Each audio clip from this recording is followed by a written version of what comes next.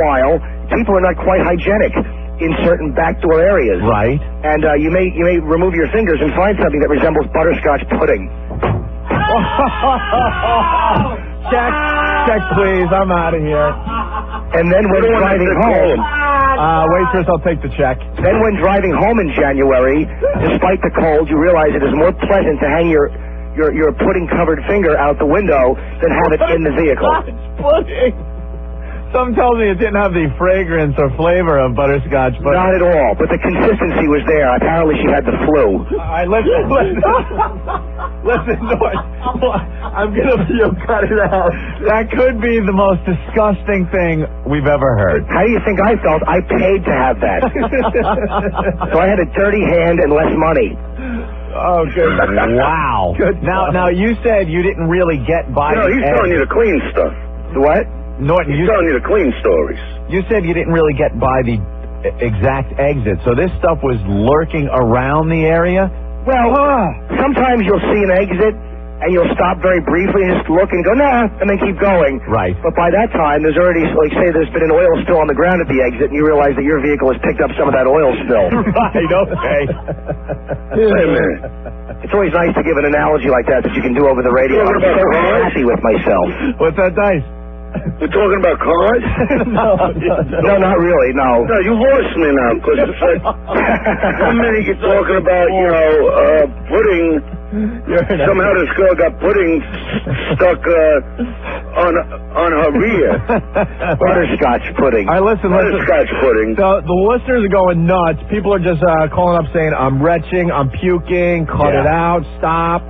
Yeah, see, that's not a good image for me. Well, how do you think I feel? I mean, these are just stories that are getting nauseous. This is my life. Did that even wash off?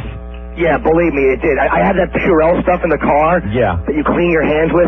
That wouldn't even do the trick. Like acetone or something. I don't know what she eats, but I wish she would change her diet because that was extraordinarily unpleasant. What, you've gone to see her again? No, and I hope she's dead as we speak. I don't know her name. But I don't care for her at all. That's not a good attitude. That's amazing. That was very icky. How are you not aware of that? But he says, like, when he's doing, like, the sniff routine, the flower sniff. Right. Like, even if it's a little tough, right? Right. He's got to stay in there because you got to be a team player. Yeah, you got to be a good guy. You got to be a team player. What are you going to do? Even if it's a little, like, tart or, like, tarnished. Oh. You know what I mean? Hard. Well, what are you going to do? Noise. If it's the fourth quarter and your team is down by 3 and your uniform's a little dirty, you can't just go, hey, I got to sit on the bench. You got to get out. Go dives in there. Yeah, I'm a good guy. I care about people, and that's the way I deal with things. I don't want to embarrass somebody. Turn it off. Turn it off. Oh, some guy's saying he can probably still smell it under his fingernail. No, believe me. I washed quite thoroughly. I was like an obsessive compulsive. I could not stop washing my hands. And then everything smells fine, and then an hour later you go back and go, God, it's back. Well, it's like a bad car accident. You just can't stop sniffing. Even though you know it's going to be horrendous, and you just keep sniffing. Yeah, he taught me to sniff, though. It's not out of pleasant, though. The sniff that I've told you about was out of pleasantries, and like everybody's having a good time, and I'm glad to be alive. So that thing I do when I perform, that face? Yeah, it's just that perfect? Awful face, yes. It's disgusting. Dominic on line 10 suggesting that Norton, he should have poured gasoline on your hands. That might have worked. You know what? I can't disagree with that. I can't disagree with that. Because it was disgusting, and I was not happy with myself. And when you were in jail, did anything happen with these girls? No. I get no vibes whatsoever. What about the call you gave me? No, how about that one girl? That was on the bus. Melanie. No, but you said you were in jail and there was a fluid leak. Oh, no, I was leaking. We got to use all car references now. No, I was because I was sitting across from them, and we mentioned this on the air yesterday. And they were like just sitting, and I was looking at the legs, and occasionally a little fella will pick up a skirt because it's the right thing to do. And when that happens, you start leaking fluid. It's a natural thing. But nothing happened though. Oh my! I was cuffed to my chair, just wishing I was dead. And that was one free hand to pinch your helmet. I'm sorry. Not one free hand to do a little helmet pinching? I did have a free hand. Helmet pinching would have been a bit obvious with the police officers and chiefs. So I thought the little shaft rubbing was more appropriate, just discreetly when no one was looking. How'd you do that? Just through the trouser. Little shaft rubbing through the trouser. He speaks like eloquently. Notice he doesn't say pants Right. Say trouser. Well, you know, I don't want to be tasteless. He knows all the dialogue. All right, you sick sons of bitches.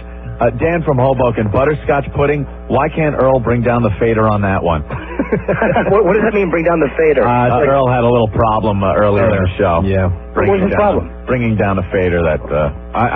Guys, I think we got to let you go because we're all puking and trying. Yeah, this has really gotten well disgusting. Wonderful. Yeah, I call up for a nice call, and this is what goes on. See what happened? I apologize. I was just in the living room smoking. I didn't mean to gross anybody out, and I promise not to gross anybody out at the Stress Factory on New Year's Eve, 732-515. Stress Factory, wait a minute. Nice is right. What's the Stress Factory?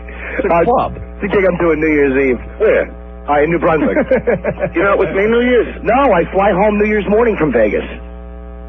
Well, where am I going? I guess back to Los Angeles. To do what? I don't know. Yeah, what are you going to do, you know? Yeah, Yeah, because we're in Vegas, so it's like 4 days. And you're going to work New Year's? Yeah. And then I don't know. And then you're flying back to do New Year's Day? Yeah, I fly back in the morning. They just switched my flight to a 7 a.m. flight New Year's Eve, so I fly back New Year's Eve morning and do the 2 sets that night. I got Yeah, he does go crazy. I mean, after he Wow. does a gig with me in Vegas, he'll fly back and do like 3 sets in the city that night. He's a go-getter. Yeah, it's the more gigs you Coming do, up. the more opportunities Star for us. material. All right, we got to let you guys go. Okay, thanks, guys. I'll talk to you soon. All right. Take it easy, Norton. Andrew, I'll talk to you later. All right, goodbye. Take care, guys. Thank you, Jim. Bye. And Dice, we got to let you go. We're very busy today. Dice just hung up. Oh, he hung up. All right. And Jim hung up? hung up. That's cool. That was a good break. There you go. Dice. Nice. First time we've heard from him since the Garden gig. All right, Ann, let's take a break, regroup. Yeah.